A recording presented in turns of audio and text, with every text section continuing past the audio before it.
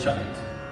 And there is that relationship between the child, the mother, and the whole conflation of the child being beyond the child, or the idea that any child is, in a way, an embodiment of something that is beyond.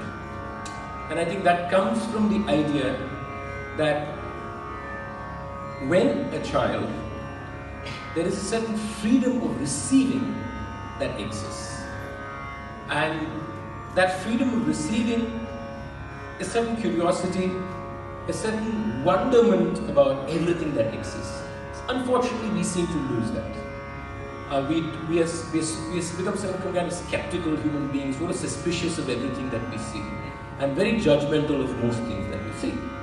And the child, in a way, never looks at it. Of course, children are manipulated. Let's not go there, but nevertheless. Let's go to the stage before they get there. You know what I mean? So, is when there is this certain wonder about the whole place. There's wonder even about the mother. I mean, actually, there's no idea of the mother in that sense in that child. There's just that relationship that happens through the body and through the feeling with the mother. And then there is this new face who calls himself the father.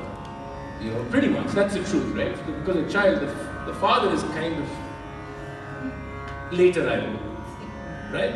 And then there is the rest. There is the environment, there is the color, there is so many things that slowly start emerging. And in all this, there is this amazement that is there with the child.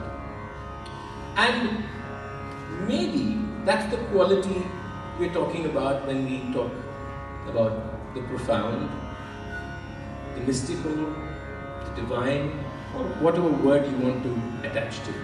The quality within ourselves to receive with such wonderment and therefore respond with equal sensitivity. So maybe Krishna at some level also represents the possibility of that nature and the capacity that's not necessarily Krishna's, but somewhere hidden in every one of us sitting in this room.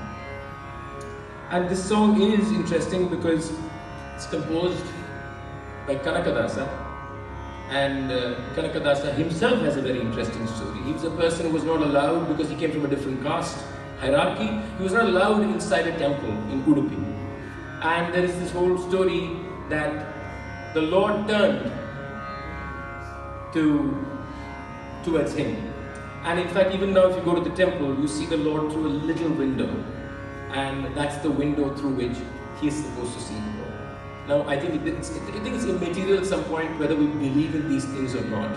I think what is magical is, what do these stories tell us about ourselves and about how we can be? And for me, at least personally, I really don't worry about whether I believe in these things. I think that these stories carry something far deeper about all of us. And that's, I think, something we can all try and at least grapple with, if not anything else.